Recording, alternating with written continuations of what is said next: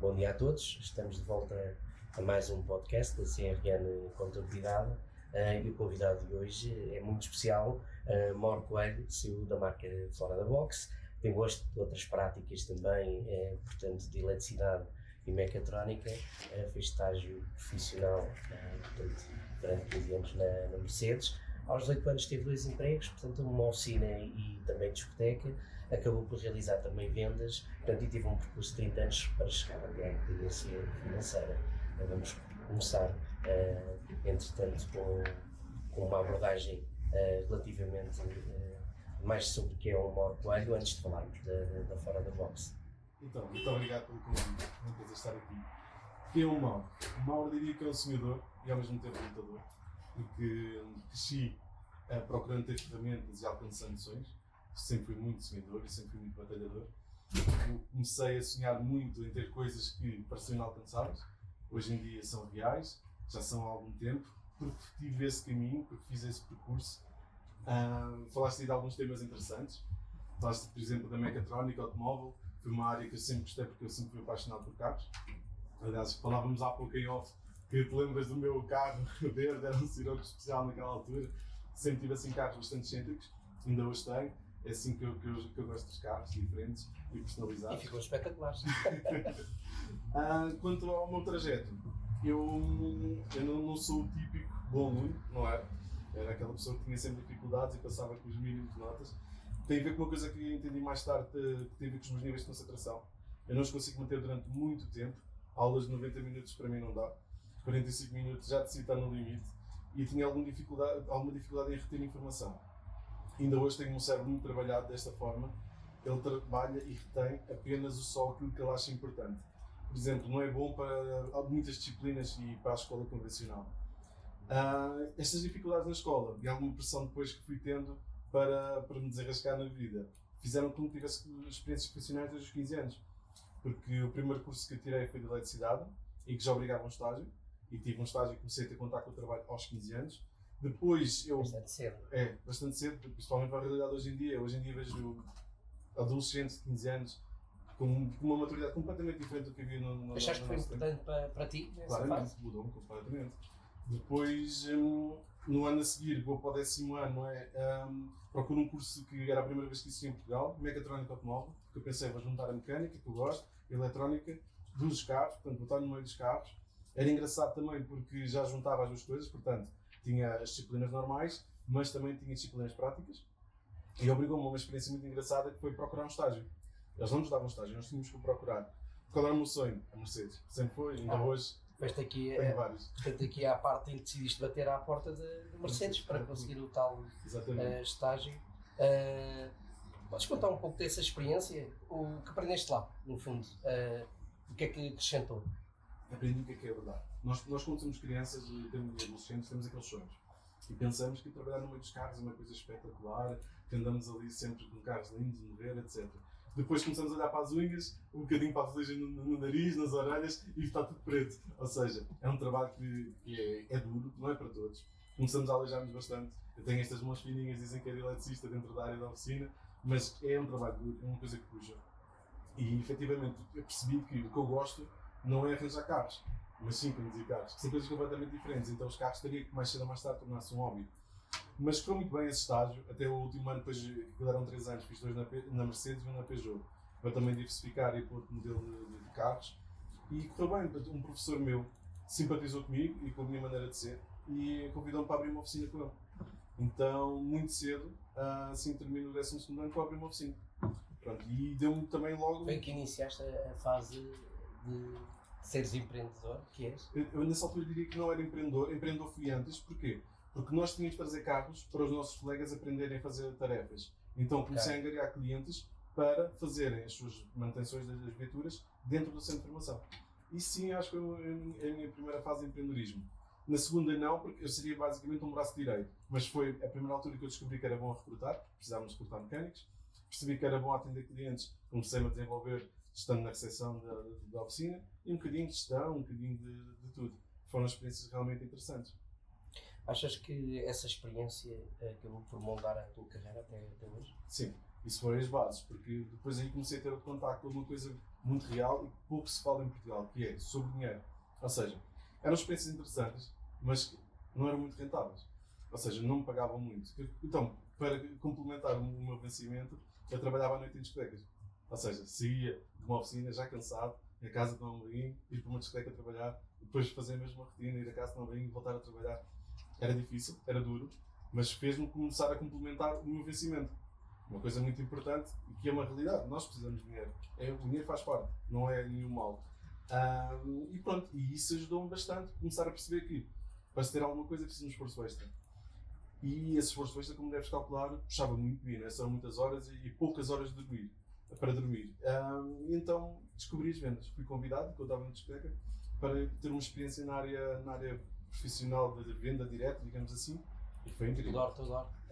Sim. Achas que foi muito enriquecedor também neste Door to door é o mais importante que eu tive na minha vida profissional. De porta em porta, como diz o livro do David Lopes, que é o único livro em Portugal que fala sobre o que é o porta a porta na realidade portuguesa, que é completamente diferente da realidade da América ou do Brasil, e onde há muita literatura. É uma realidade completamente diferente, é uma realidade que te faz crescer imenso. Eu era um pouco tímido, comecei a falar com imensas pessoas, eu tinha de falar com pessoas, tinha objetivos, saber o que é um objetivo é uma coisa importante, ter que cumprir uma certa meta. Esse tipo de coisas todas fez-me desenvolver muito rápido. Não fui vendedor, apenas vendedor durante muito tempo. Rapidamente comecei a ter convites para me desafiar ainda mais, sempre fui muito Sim, tens aqui uma experiência, tens aqui uma questão que refere-se aqui à gestão de equipas em diversas idades e regiões. Quais são as principais estratégias que achas que deve-se manter uma equipa motivada e eficiente? Eu não me recordo agora bem da idade, eu penso que foi por volta dos 20 anos que comecei a ter equipas. Aos 20 anos, hoje em dia, quando eu olho para jovens com 20 anos... Começaste muito cedo. Não tem essa estrutura. É realmente muito cedo. E penso que foi mais ou menos por essa altura que nos conhecemos. Deves-me ter conhecido por volta dos 21, 22 anos. Eu já liderava equipas há algum tempo, recordo-me disso, pelo menos. É muito, muito desafiador, porque é um negócio de pessoas. Deixou de ser só vendas, começou-se a lidar com pessoas. E tanto lidava, tu tens um filho mais velho do que eu, não é? Eu lidava com pessoas mais velhas, lidava com pessoas mais novas, e isso é desafiante. Pessoas de regiões diferentes, culturas diferentes, maneiras de estar diferentes, em programação neurolinguística completamente diferentes, e então tive que me desafiar bastante e começar a adaptar-me. Começar a saber o que é empatia, começar a ter que criar, gerar ali um fluxo de dinâmicas todos os dias diferente, porque as pessoas são diferentes, as equipas iam mudando, e fui crescendo muito. Eu fui tendo mais uma equipa, até que o meu processo passou a ser um coordenador de vendas. Eu penso que fui coordenador de vendas, como tu sabes, na nossa área de door-to-door, é dos postos mais altos. Depois disso sou um diretor regional, diretor nacional, uma coisa assim, que é muito raro, e já aos 21 anos. Para os 21 já estava nesse posto. Portanto, fui-me sempre desafiando e crescendo muito, muito rápido. E às vezes, quando apareciam os convites, eu pensava assim, não será que é muito cedo? Será que não vale a pena estar mais tempo aqui com esta experiência e depois é que aceita outra? Sempre tiveste esta autorreflexão? Sim, eu tinha, mas ao mesmo tempo, primeiro aceito, depois vou desenvolver as competências que ainda me faltam. Eu posso contar uma que é muito importante para mim, que eu sabia sempre que isso ia ser uma falha. Quando chega a determinado ponto, coordenador de vendas, com uma estrutura já muito grande de vendedores, diria lá 40, 50 vendedores, no início, havia uma coisa que tinha que se começar a desenvolver, que era falar em público. Uma coisa é falar numa reunião com 3, 4, 5, 6 pessoas. Outra coisa é falar para 100, 200, 300, porque como tu sabes nos eventos, eles juntam toda a gente, todas as coordenações, e quem diz 300, às vezes se calhar mais. E isso foi uma competência que eu quis desenvolver. Desenvolvendo. O que é que eu fiz? Tive uma coach. que me ajudou imenso nesse processo. E acho que é um bocadinho por aí. Ter mentores, coaches, o que quisermos chamar, é muito importante para nos desenvolvermos. Quanto aos desafios, quando eles aparecem, normalmente digo sempre sim. Tem que haver uma razão muito grande para eu dizer que não. É porque não é desafiante, é porque não é estimulante, não me vai fazer desenvolver-me. Não me faz sem perceber. Desistir da oportunidade ou rejeitar É raro isso acontecer. Não é da tua ótica. Portanto, nestes 30 anos conseguiste reformar-te, o que é raro, não é? O que levou a tomar essa decisão? Então, eu chamo-lhe às vezes reforma, mas para ser sincero é uma pré-reforma. Porquê? Porque não estou completamente reformado, vou aceitando projetos de vez em quando e vou fazendo algumas coisas que acho desafiantes. Mas o que é que me fez? Fez-me perceber que aquele tempo, que é o nosso ativo mais importante. Eu, quando era jovem, estava no início de carreira, pensava que o mais importante era o dinheiro. sinceramente, na área comercial, atingir metas, ganhar mais dinheiro, ter mais coisas. Conforme vou tendo as coisas, as casas de sonho, os carros de sonho, comecei a perceber outras coisas. Que é o tempo. O tempo que passou, eu já não podia recuperá-lo. Sem dúvida. E o tempo para mim é super importante. Eu podia ter continuado a carreira, e se calhar para muitas pessoas seria o caminho normal, aliás, a maioria, mas uma coisa que eu ganho foi tempo. Eu tenho imenso tempo, comecei a desenvolver outras coisas em mim, comecei a ter a possibilidade de fazer outros negócios, e sobretudo vida pessoal. Entretanto, fui pai, estar tempo com a minha filha é das coisas mais importantes que há para mim, ser um bom pai é a minha missão mais importante. Isso é uma coisa incrível que eu consegui fazendo essa, digamos assim, uma pré-reforma. De vez em quando aceito um projeto porque é desafiante, mas não tenho aquela coisa de todos os dias fazer uma viagem para ir para o trabalho de 1 hora, trabalhar 12, 13, 14 horas, porque para ser bom tem que se trabalhar muito, como sabes, fazer mais 1 hora para casa e ver a minha filha crescer na diagonal e de repente já fez mais um aniversário. Não, eu passo muito tempo com a minha filha, é muito importante para mim e isso foi uma coisa que conquistei. É uma das coisas mais importantes que temos é as nossas famílias, sem dúvida. Tudo isso que tens passado, todas estas decisões, sabemos que ainda tens paixão por negócios, né, pela área, mas não propriamente a nível monetário. Entretanto, como escolhes os teus projetos? Quais são os critérios que tu achas importantes na priorização dos mesmos? Ok. Os projetos têm muito a ver também com a oportunidade. Eu gostava de dizer assim, amanhã vou abrir uma discoteca. Não. Tem a ver muitas vezes também com as oportunidades que me surgem. Agora, eu estou sempre aberto a todo tipo de negócios. Todo. De mais variadas isto áreas. Fazendo a gestão também com a parte do teu tempo para a família, a projeto, portanto tudo isto é priorizado. Sim, é muito importante para mim que isso não vai tirar esse tempo todo. Para vezes tira, para ser temporário. Eu tento sempre ter negócios que depois consiga fazer com que se giram no dia a dia por si só. Ou seja, que eu não seja necessário lá estar. Isso é uma coisa muito importante em delegar tarefas, que eu também aprendi com o tempo. Delegar para mim não era fácil. Costuma-se dizer que delegar é a maior dificuldade, é porque a outra pessoa, nós achamos sempre que não vai fazer como nós. É errado. Se não vai fazer como nós, é que nós não ensinamos bem. Ou se calhar não é a pessoa certa. Pronto. Mas delegar é uma coisa muito importante, que foi com o tempo que fui aprendendo a fazer. E é sempre desafiante, atenção. Não estou a dizer que é fácil, mas é muito importante. Costuma-se dizer que nós devemos trabalhar as nossas empresas, os nossos negócios, para que eles consigam subsistir sem nós estarmos presentes. Se fizermos isso, é que fizemos um bom trabalho. E eu fui aprendendo isso e tentando mudar. Nem sempre é fácil, nem sempre acontece. Por vezes é preciso voltarmos ao negócio e perceber onde é que falhou e voltar a tentar que isso aconteça. Mas é uma das coisas que eu tenho de fazer para que possa ter tantos negócios em tantas áreas distintas. Muito bem. Acaba por ser, lá está, um pouco daquilo que tu aprendeste ao longo da tua carreira. Portanto, tudo o que é a nível da gestão de equipas, ficam preparadas para que estes projetos possam funcionar em paralelo com a tua vida pessoal também e fazer estas simbioses. Aqui uma questão relacionada mais aqui a um dos negócios, que é como a Fora da Box. Podes falar um pouco sobre esse negócio, para quem não conhece, claro. Fora da Box. Então, o que é Fora da Box? O Fora da Box teve inspiração num blog muito antigo que é o Geração de Valor, que é de um empresário muito conhecido no Brasil, que é o Flávio Augusto. O Flávio Augusto começou a inspirar gente pelo mundo todo. Ele tornou-se bilionário muito cedo. E o hobby dele é ensinar e partilhar a maneira de pensar. E aprendi muito com ele. E inspirado nisso, e ele tinha sempre esses temas do pensar fora da caixa. No Brasil dizem mais assim. E eu pensei sempre, não, eu quero também implementar isto, porque eu também gosto desse tipo de coisas. Eu também gosto de falar sobre negócios, gosto de falar sobre dinheiro, que é um tema que sempre as pessoas se assustam um bocadinho. Não é uma coisa normal, nem cultural em Portugal falar sobre isso. E eu fui começando nisso. Começou como prestador de serviços, prestou serviços na área de telecomunicações, energias, seguros, banca, portanto crédito, intervenção de crédito. Passamos um bocadinho por tudo, imobiliário e até automóvel. Portanto, foi-se desenvolvendo, já teve de diversas formas. Por exemplo, na área automóvel já teve com stand, hoje em dia é tudo digital. Na área do imobiliário já teve escritório, hoje em dia também é tudo digital. Estamos sempre a modernizar-nos e a adaptar-nos também às realidades. Intervenção de crédito é a mesma coisa. Já teve escritório, hoje em dia fazemos também tudo online. É um bocadinho por aí, na área dos seguros também, tudo. Nós temos estado sempre a adaptar-nos e tentarmos tornar-nos sempre cada vez mais digitais. Porquê? Um escritório fazia-me trabalhar aquela região. Eu hoje em dia consigo trabalhar de norte a sul do país. E pronto, em Portugal é pequenino. Eu estou sempre... Nesse pormenor, entretanto, uma questão adicional. Achas que foi importante, todos nós não queríamos que a pandemia passasse por nós, Como é que foi essa fase? Achas que também foi uma oportunidade, apesar das dificuldades, Sim. de se reinventar? Eu acho que sim. Não teve muito impacto em mim, porque eu já estava a fazer esse caminho da digitalização.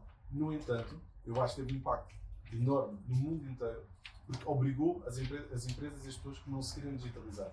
Ou seja, aquela empresa que queria continuar só a trabalhar no bairro dela e presencialmente, portanto, offline, obrigou-se a ter que ter um site, obrigou-se a ter que ter um serviço de encomendas, obrigou-se, se calhar, por exemplo, a ter uma padaria, a ter uma plataforma como aquelas que a gente conhece, a Uber, a Globo, etc., para poder vender as coisas que fornecia. Isso fez com que as pessoas se envolvessem. Por exemplo, as pessoas de faixas etárias um bocadinho mais elevadas, que nunca tinham usado um cartão de crédito digital, nunca tinham feito uma compra online. O mundo mudou. Se mudou para melhor ou não, eu não sei. Filosoficamente é difícil e obriga a muitas horas de pensamento. Mas que mudou, não tenho dúvidas, mudou bastante. Sim, trouxe impacto. Alguns positivos, outros talvez não tenham sido tanto, mas entretanto acabam sempre a encontrar caminhos. Quem tem esta resiliência e alguma experiência a nível de que é ser um empreendedor, no fundo alcançaste uma independência financeira, que é um dos objetivos que o empreendedor também tem, penso qualquer um. Que conselhos darias a quem está a começar e deseja seguir um caminho semelhante? Isso vai depender muito da faixa etária em que está, dos objetivos que tem. Diria-te porquê? Porque uma pessoa, por exemplo, com 20 anos, não vai ter a mesma estratégia do que alguém com 40 que está a começar a pensar sobre isto, porque tem menos tempo para ter riscos. Eu diria que, por exemplo, alguém com 20 anos, por exemplo, pode arriscar mais. Pode, por exemplo, ir para a área das criptomoedas, pode ir para a área, por exemplo, das ações, fazer um day trading, pode arriscar fazer isto, porque pode perder. Alguém que já tem outro tipo de estabilidade, não pode já perder assim tanto dinheiro, se calhar vai para uma coisa diferente, como por exemplo uns ETFs, em que já em vez de estar a comprar uma ação, vai comprar um conjunto de ações, em que é muito menos provável que perca. Vai para um SP500, por exemplo. Ou vai para um negócio, como por exemplo existe agora a Trade Republic e outras, em que te dão uma porcentagem, Open Bank, etc., que te dão uma porcentagem alta por ter lá o teu dinheiro, entre os 3% e 4%. Digo alta porque infelizmente em Portugal isso é considerado alto, não é assim tão alto. Mas é por aí um bocadinho por aí. Falaste-nos de crowdfunding, não é? Crowdfunding, sim. Exato. Falas um bocadinho disso? Sim, crowdfunding é uma coisa que apareceu ao longo da minha busca pela independência, que é participar em negócios. Eu já participei em mais de 50 projetos, por exemplo, da GoParity, que é mais conhecida em Portugal, e já participei um bocadinho em todas, porque eu gosto de experimentá-las mesmo que depois não gosto tanto da plataforma, pelo menos para conhecer coisas diferentes. Mas em Portugal também temos a Race, que é muito conhecida e também trabalha muito bem, tem boas reviews de lá. O que é que acontece? Eu aí estou a colocar o meu capital nas mãos de outra empresa para que ela invista e que chegue a outros negócios, por exemplo. Já investi, por exemplo, em cacau, já investi em painéis solares, já investi numa empresa que pega em carros normais e torna-os elétricos. Um bocadinho de tudo. Às vezes invisto só porque simpatizei com a ideia. A rentabilidade não é assim tanta, mas deixa-me lá ver como é que este projeto vai subsistir, como é que isto vai mudar. E é um bocadinho por isso, o crowdfunding possibilita-nos de nós temos um rendimento, um retorno alto, né, nessas plataformas normalmente é à volta de 5%, mas com plataformas do exterior, pela Europa fora, temos cerca de 10%, com facilidade. Isto depois varia um bocadinho, uns dão 11, outros dão 9, vai andar por aí. Mas é uma coisa interessante, basicamente temos o nosso dinheiro a trabalhar sozinho com o know-how de outras pessoas, de outras empresas.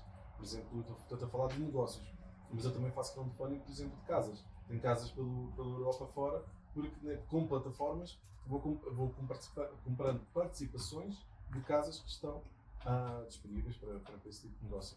Qual é a vantagem disso? Por exemplo, uma casa na Bulgária, uma casa na Alemanha, o que for, longe de mim. A vantagem é que eu não tenho que falar com o inquilino. Eu não tenho que tratar da segurança da limpeza, eu não tenho que tratar do contrato de arrendamento. Quando alguém não está a pagar, não sou eu que tenho que agir judicialmente. Há um departamento todo para isso. Basicamente, a união faz a força, como se costuma dizer. E é um bocado por aí. E se calhar é espetacular para quem está a alugar, porque tem menos custos, tem menos... Ok, a porcentagem que vai ter de lucro também é mais curta. Sim, mas também não tem tanto esforço. E é uma maneira de diversificar. Eu aconselho sempre as pessoas que investem nessas plataformas investirem apenas e só o dinheiro que não lhes faz falta. Ou seja, pouparem, por exemplo, o dinheiro de um jantar. Um jantar que hoje em dia rápido facilmente se gasta 100 euros num jantar. Ok, investe numa plataforma. Experimenta. É um bocadinho por aí. Não podes investir uma parte importante do teu salário que precisas para pagar contas. Isso não dá. Porque de vez em quando corre mal. Tem mesmo essas plataformas, porque às vezes há projetos que caem, há projetos que vão à falência, há coisas que não correm bem. Nós temos de estar preparados para isso. Investir um bocadinho nisto, é risco. Há uma frase muito engraçada que agora está nas trends do Reels e dos TikToks e isso tudo. Alguns dizem assim: no risk, no Porsche. No risk, no Mercedes, no meu caso. Mas é um bocado por isso. Se não arriscas, se não tem risco, não tens a parte boa. É um bocado por aí. Ok. E tens novidades? É verdade. Eu acho que o crowdfunding é algo que em Portugal ainda está muito por explorar e tenho estudado bastante como é que são os mercados lá fora e tentei criar algo que mais ao estilo português. Lá fora, lá está, com uma taxa, por exemplo, de 5% já capta muito investidor. Os portugueses não, são mais conservadores. Para chegarmos a valores mais interessantes, tem que ser com taxas entre os 10% e os 20% de rentabilidade num crowdfunding. Para isso, nessa área, nós estamos agora muito fortes na área do desporto, na área dos ginásios. Já temos uma cadeia de ginásios bastante interessantes, que é a Elite Fitness, e estamos a começar agora a lançar uma linha na parte da restauração, na hotelaria, etc. Começamos com restaurantes mexicanos, nós temos aí mais novidades que vamos anunciar em breve. Mas não vamos ficar por aqui. Há muitas outras áreas de negócios, há muitos empreendedores que estão-se a juntar a nós e querem fazer crescer o seu negócio. E Portugal é um bocadinho assim, é pequenino, tem que ser com inteligência para chegarmos longe e também um bocadinho a união faz a força novamente, não é? Se nos juntarmos conseguimos investir, conseguimos empreender, conseguimos chegar mais longe. E quem sabe, começar a vender os nossos negócios além de fronteiras. Um bocadinho esse é o nosso objetivo. Pensar fora da caixa sempre. Muito bem, muito bem. Fora da box. Exato. E o restaurante? Isto agora É um bocado nesse sentido, de haver sempre um restaurante modelo, onde vamos testar aqui algumas ideias e depois do modelo estar criado e vai ter a ver um bocadinho aqui a tua parceria, não é? Aqui na parte da gestão da empresa e depois até na parte da contabilidade, replicar em modelos de crowdfunding, não de franchising não, mas sim de crowdfunding para conseguirmos chegar a mais espaços e a mais regiões. Portanto, no fundo, mediante aqui esta experiência, acabamos por perceber todas as diretrizes do empreendedor, no que respeito à independência financeira, passando por diversas experiências, conciliação familiar, como também, e acabamos por ouvir, existem sempre riscos para conseguir-se alguns benefícios. Ser empreendedor é um destes exemplos e o caminho para o futuro. Se estás numa destas posições, acredito que alguns dos conselhos do Mauro e algumas experiências que foi partilhando connosco acabará por acrescentar. Esperemos que sim. Obrigado.